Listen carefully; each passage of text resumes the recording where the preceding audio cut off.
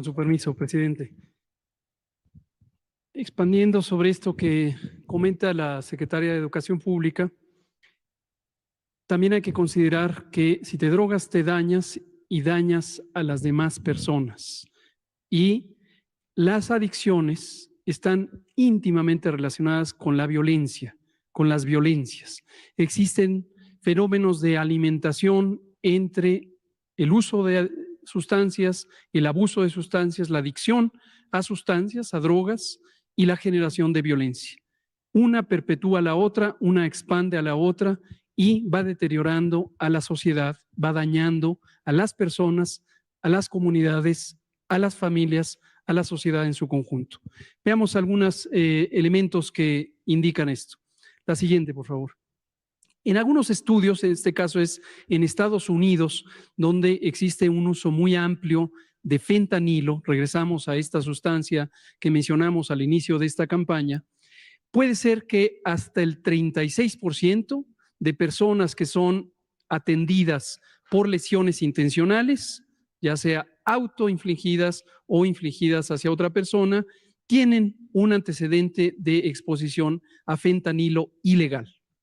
Esto no queremos que ocurra en México y por eso es que esta campaña, la Estrategia Nacional de Prevención de Adicciones y todos los esfuerzos que estamos haciendo están encaminados a anticiparnos a una situación que no queremos ver en México, que es esta influencia tan importante de las drogas, en especial las drogas duras, las drogas de alto impacto, como el fentanilo, también en la generación y perpetuación de la violencia.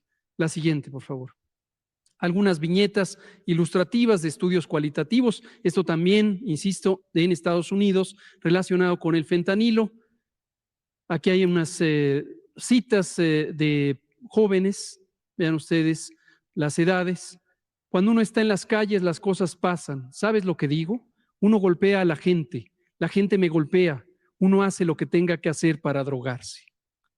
Otra, cuando salía con el padre de mi hija, él era abusivo, me golpeaba, me abrió la cabeza con un ladrillo cuando lo fui a visitar y estaba embarazada. Esta es la realidad que se vive en el ambiente de las drogas. Es una realidad social de deterioro sobre lo que ya era marginación, separación, discriminación, y se perpetúa la violencia y el uso y consumo de drogas. La siguiente, por favor. Ahora, ¿qué es la violencia? La violencia está formalmente definida, esta es una definición de la Organización Panamericana de la Salud, como el uso intencional de la fuerza o del poder hacia otra persona o hacia uno mismo como una amenaza con posibilidad de causar daño o privación física o psicológica. Puede ser la posibilidad o la materialización del daño.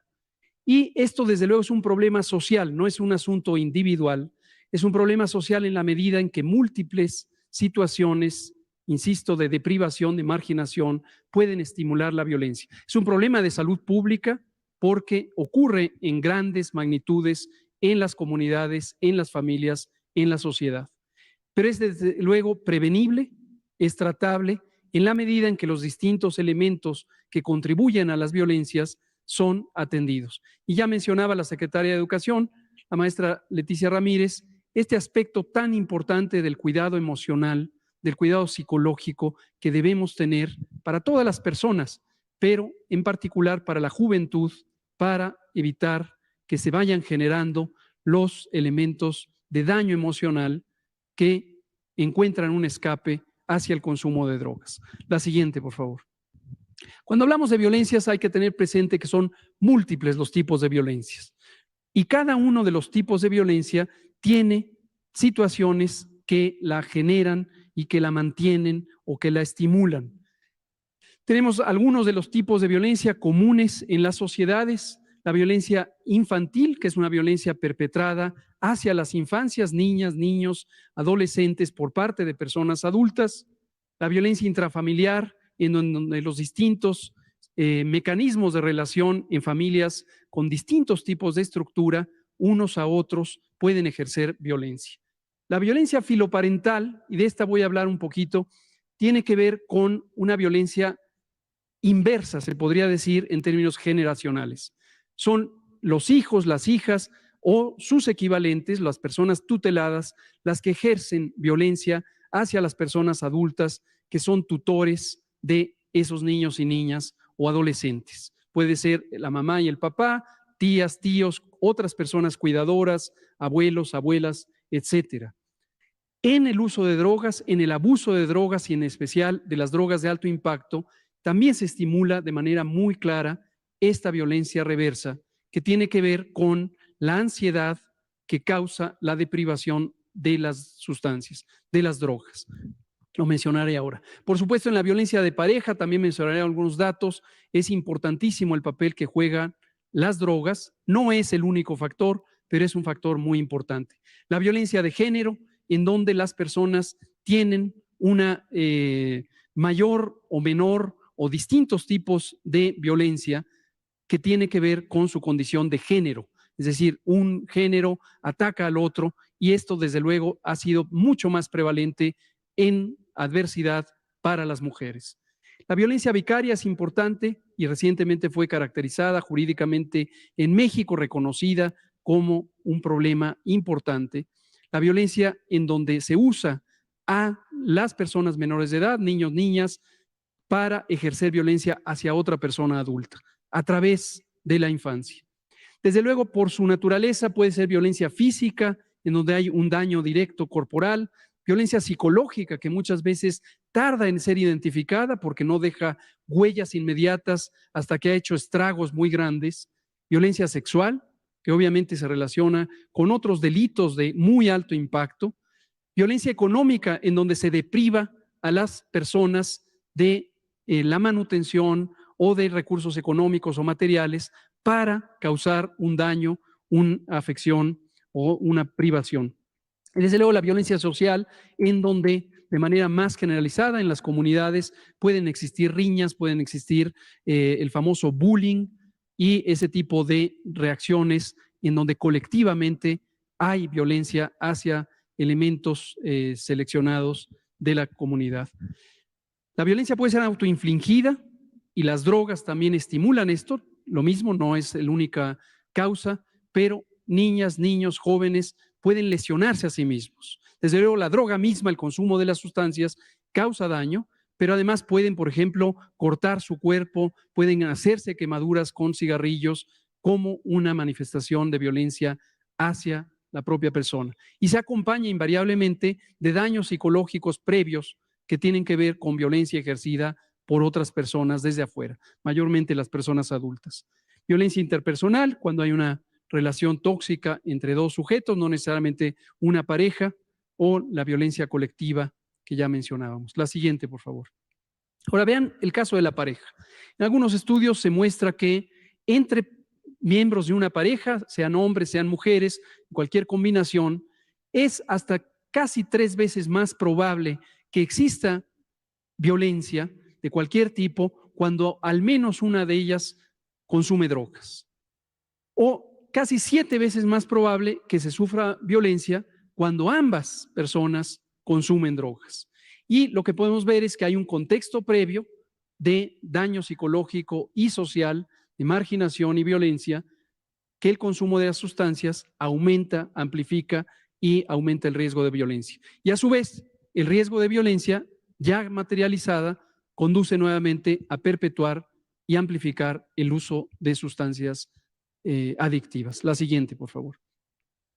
Ahora, lo que ya mencionaba de la violencia filoparental. Niñas y niños ejerciendo violencia o adolescentes ejerciendo violencia hacia las personas que les procuran o que les cuidan.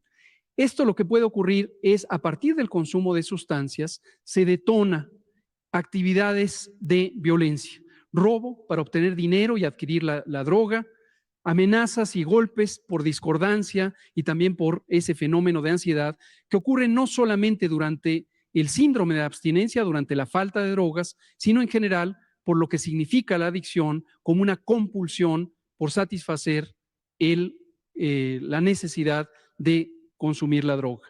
Y hay violencia contra madres, padres, abuelas, abuelos, tíos, etcétera, que puede ser física, verbal o también financiera, cuando crecen estos adolescentes y son responsables de la manutención de la persona adulta y en lugar de darle ese recurso lo utilizan para el consumo.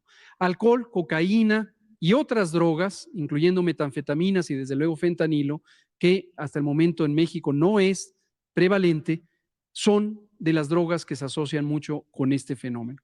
La siguiente y penúltima, última de hecho, es este circuito, este círculo vicioso, literalmente hablando, entre drogas y violencia. ¿Cuál inició cuál? No importa. Y es muchas veces difícil de separar, porque en un contexto de violencia social, familiar, comunitaria, de pareja, de género, hay una estimulación al consumo de drogas, porque entre otras, la persona que termina siendo adicta a una sustancia, lo que hace es búsqueda de un escape, de un daño emocional profundo que tiene por haber nacido, crecido en un ambiente de violencia. Pero también el uso de drogas amplifica la posibilidad de que la persona que ya tenía esas perturbaciones termine siendo una persona adicta y una persona que violenta a las demás.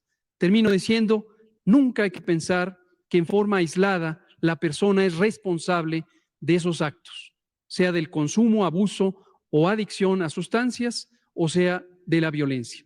Es un fenómeno social, un fenómeno colectivo, y por eso tiene que abordarse de una manera general, preventiva, considerando ambos lados. Donde hay violencia, hay que sospechar que existe consumo de drogas.